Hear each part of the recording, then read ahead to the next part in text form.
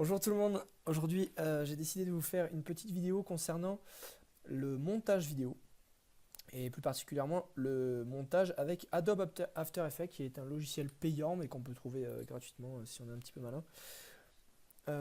Il en existe plusieurs, hein. Il y a aussi Adobe Premiere Pro, Sony Vegas Pro. Et voilà, aujourd'hui je vais vous apprendre les bases d'Adobe Premiere Pro qui vont vous permettre de faire des choses plus concrètes qu'avec Windows Movie Maker.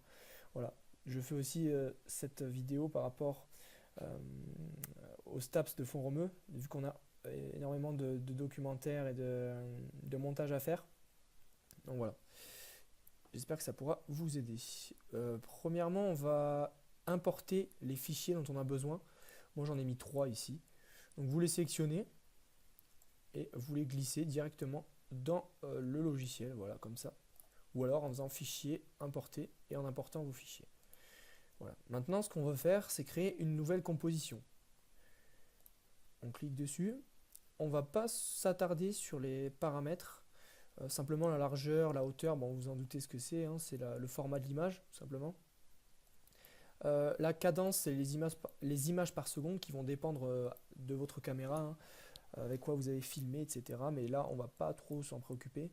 Et enfin, la durée de la composition, ici 30 secondes, ça sera largement suffisant. On clique sur OK, et là, voilà, ça nous a créé notre composition. Maintenant, ce qu'on veut, c'est modifier nos fichiers et créer notre documentaire, notre reportage. Ce qu'on va faire, j'ai sélectionné ici 2 clips vidéo, donc voilà, le clip de la chanson et une intro que j'ai faite du Staps. Voilà. Donc là, vous voyez par exemple, tiens, très bien, notre clip est trop petit. Donc je vais sans plus tarder vous apprendre les bases. Une fois que vous avez votre calque, donc vous pouvez la voir, hein, sur la timeline, votre calque, vous pouvez le modifier. Donc vous pouvez modifier un grand nombre de caractères en cliquant sur la flèche ici, transformer. Et là vous voyez, il y a plein de petites valeurs qui s'affichent, dont position, échelle, rotation et opacité. Donc en modifiant les valeurs, en fait, ça va directement modifier notre image. Par exemple, l'échelle, regardez, ça va agrandir notre image. Et c'est ce qu'on veut ici, hein, en l'occurrence. On va pas être très pointilleux ici, on va faire à peu près, voilà. Donc là, vous voyez, vous pouvez modifier plein de choses. La rotation, l'opacité, qui est la luminosité en fait. Regardez, hop.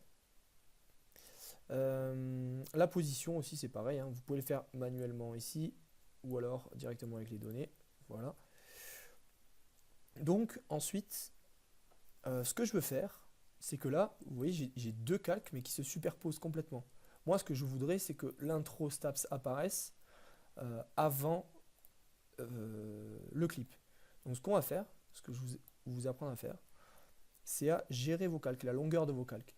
On peut le faire de différentes manières. Par exemple, ici, en venant sélectionner le bout du calque, on peut directement le tirer. C'est la manière la plus simple, on va dire. Et regardez, on a l'introduction, hop, qui vient, et là, on s'aperçoit que elle est avant le clip. On peut aussi faire comme ceci, c'est-à-dire couper le calque à l'endroit où l'on veut. C'est un petit peu plus précis, moi je préfère. Le raccourci, c'est CTRL SHIFT D. Voilà, ça va couper en fait votre calque directement où vous avez positionné votre curseur. Et voilà, c'est un petit peu plus précis, ça prend moins de temps. Et à partir de là, vous supprimez le calque dont vous n'avez plus besoin, donc en l'occurrence celui-ci. Voilà, donc maintenant, très bien, on a notre... Attendez, je vais désactiver le son, voilà, pour l'instant. Oui, voilà. On a notre introduction, hop, et on bascule directement sur le clip. Alors là, aussi pour faire le rendu comme je viens de le faire, pour observer votre production en direct, vous appuyez soit sur espace, qui va vous montrer en fait à l'instant, à l'endroit où vous avez votre curseur, voilà, qui va vous montrer le rendu à l'endroit où vous avez le curseur, ou sinon vous appuyez sur 0, et là, où que je sois, en fait, ça va commencer au début, voilà, tout simplement. Donc, à partir de là, maintenant, on peut également modifier l'audio. Je vais remettre l'audio en venant ici et en cliquant sur audio, sur la petite flèche, voilà, vous avez le niveau audio. Imaginons que le niveau soit trop élevé ou trop faible. Ben, vous avez juste à l'ajuster ici. Alors je vais prendre voilà, intro steps et par exemple je vais diminuer l'audio. Je vais le mettre à -10, voilà. Et regardez, voilà, le niveau est beaucoup plus faible. Voilà, donc on peut modifier à sa guise. Ça c'est bien. Ensuite, ce que je veux faire maintenant, c'est ce qu'on aime bien faire dans les montages, hein, c'est tout ce qui est transition. Par exemple, vous voyez là, ça passe un petit peu trop brutalement d'un à l'autre. Donc ce que je vais faire, c'est une transition. Et pour cela, je vais vous apprendre à le faire. On va se positionner sur Intro Steps, c'est sur ce calque. Et on va aller dans Effets. On va aller dans Effets, Transition. Et je vais en prendre une au hasard, hein, la première. Voilà, donc on a un onglet effet qui apparaît avec l'effet en question. Et ici, alors on va voir, voilà. Donc en fait, voilà, bon, j'ai mal choisi mon effet parce que c'est pas exactement ce qu'on veut. Je vais en rechoisir un autre. Effet, transition, volet radial. Voilà, celui-là, c'est sûr qu'il marche. Hop, voilà. Bon, imaginons qu'on veuille faire une transition comme ceci. Voilà, ça balaye l'écran. Et bien ce qu'on va faire, c'est qu'on va modifier les données dans le temps. C'est-à-dire qu'ici, on veut que l'image reste telle qu'elle, et qu'à ce moment-là, elle est balayée tout l'écran. Donc pour cela, ce qu'on va faire, c'est qu'on va utiliser les petits chronomètres qui sont là, qui vont modifier justement ces valeurs dans le temps. Donc là, pour l'instant, on a un pourcentage qui est égal à 0, c'est-à-dire que l'effet, il est nul. Il est nul. Voilà, si on mettait 100%, l'effet serait complet en fait. Donc ce qu'on va faire, c'est qu'on va mettre un pourcentage à 0 ici, et plus loin dans le temps, on va le mettre à 100. Hop, et regardez, comme par magie, hop, ça balaye l'écran, hop, et ça bascule directement sur le clip, c'est ce qu'on voulait. Donc voilà, vous pouvez vous amuser avec plein d'effets différents. Là, je vous ai montré un, bon, qu'on n'utilisera pas forcément dans les montages, hein, dans les documentaires, ça fait pas vraiment chouette. Mais voilà, pour vous entraîner déjà, essayez les transitions qui vous sont proposées directement par le logiciel. Vous en avez pas mal. Et amusez-vous avec, donc, entraînez-vous en fait avec les chronomètres. Ici, donc par exemple, voilà, là c'est pareil. Hein. Amusez-vous avec les chronomètres, c'est très important. En fait, on peut le faire avec n'importe quoi. C'est vraiment la base en fait du montage, ces chronomètres. On va modifier des valeurs dans le temps. On peut faire ça avec tout, hein. Comme je vous ai montré tout à l'heure, transformer, on peut y retourner bien sûr. Dans transformer, et on peut modifier l'échelle par exemple, en se plaçant ici, et en modifiant la valeur un petit peu plus loin. Et regardez, en fait, le logiciel va modifier la valeur dans le temps. Voilà. C'est très utile, par exemple, je vais vous montrer ça de suite. Avec les fondus, on fait souvent des fondus dans les montages, c'est-à-dire que l'image apparaît progressivement, ou alors elle disparaît progressivement. Ben ça, on peut le faire très simplement avec l'option transformer ici, et avec l'opacité. On va régler l'opacité à 0 au début, voilà, c'est ce qu'on veut, hein. Au début, on veut que ça soit noir comme ça, et on veut que progressivement l'image apparaisse. Donc on se place un petit peu plus loin, et on augmente hop, la valeur jusqu'à 100. Voilà. Et là, notre image apparaît progressivement. On appuie sur espace. Et voilà. On peut même écarter un petit peu si on veut que ça soit un peu plus long. Et voilà, vous voyez. On peut faire pareil en sens inverse. C'est-à-dire que notre image va disparaître progressivement. Hop, on se place à 100. Donc là, notre image est parfaitement visible. Et là, attendez, j'ai ajouté un effet. Je vais le supprimer.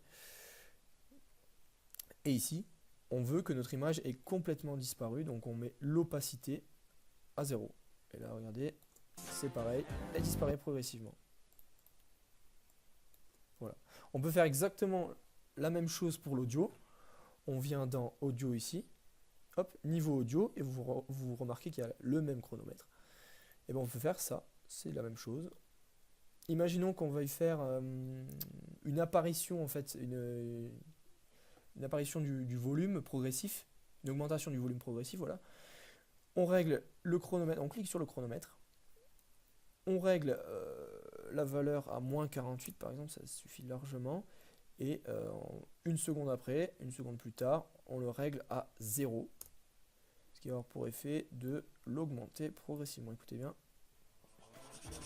Voilà. Ça c'est très utile hein, dans les montages, on le fait très très souvent. Ou même à la fin, c'est pour finir en beauté. En fait, voilà, même dans le clip, je l'ai fait. Hein. C'est mieux que ça soit progressif plutôt que brutal, que ça s'arrête d'un coup. Donc voilà, on peut faire le même principe à l'envers. Je ne vais pas vous le remontrer. Voilà, c'est à vous de tester un petit peu avec tous les chronomètres. Voilà, c'est vraiment un coup à prendre. Simplement, voilà, il faut vous dire que ces chronomètres, ils vont créer donc ce qu'on appelle des clés hein, ici, des clés temporelles, et ça va modifier la valeur dans le temps. C'est-à-dire que voilà, si vous mettez une valeur ici, vous voulez que l'opacité soit égale à 0, l'ordinateur vous mettra une clé en disant voilà, à 0 secondes, l'opacité est égale à 0%. Tandis qu'à 1 seconde ou 2 secondes, voilà, l'opacité est égale à 100%. Et donc, ce qu'il va faire automatiquement, c'est qu'il va passer de 0 à 100. Voilà. Et inversement, si vous mettez 100 ici et 0, il va descendre. Voilà. Je pense que j'ai fait le tour. On peut aussi faire la même chose avec l'outil texte. Je ne vous ai pas parlé de cette barre d'outils en haut. Mais on peut faire exactement la même chose avec l'outil texte. Imaginons que, voilà, bah vous voyez hein, ici, un peu plus tard, il y a le... Ah, bon, on ne le voit pas, c'est normal.